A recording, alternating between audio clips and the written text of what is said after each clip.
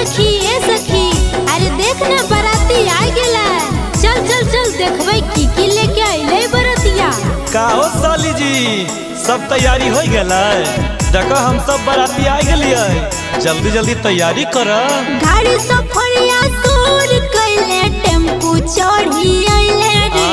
गाड़ी सफरिया सूर कैले, टेम्पू चढ़ी आइले रे। जोरे भीखा मंगवा के बेटवा गाँव हंसैले रे। जोरे भीखा मंगवा के बेटवा गाँव हंसैले रे। 5 लाख तिलक गछ के 3 लाख पूरैली गे। 5 लाख तिलक गछ के 3 लाख पूरैली गे। जोगे भीखा मंगवा के बेटिया छूछे मुँह चमकैली गे। जोगे भीखा मंगवा के बेटिया मुँह चमकैले आइली गे।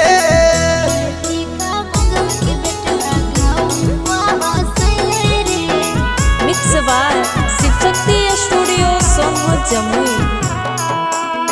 जोगे भीखा मंगवा के बेटिया मुँह चमकैले आइली गे।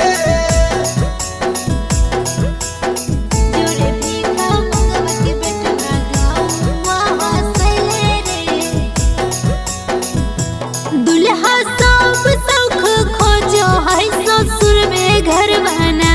नाही आजा बाजा लेल कई छूछे अइलै नंगवाना। अरे जोरे भीख मंगा।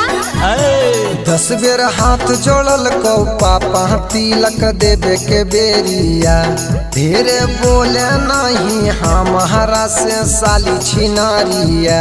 सुन ले केते हनी बुखार पतल चाट चाट खोले रे। केते हनी बुखार पतल चाट चाट खोले रे। जोरे भीखा मंगवा के बेटवा गाँव हंसले रे। जोरे भीखा मंगवा के बेटवा गाँव हंसले रे।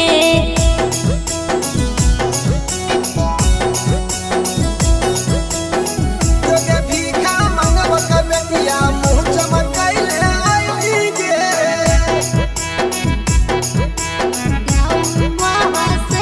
साली खैर मनावे दीदी के मिललो दूल्हा बेजोड़।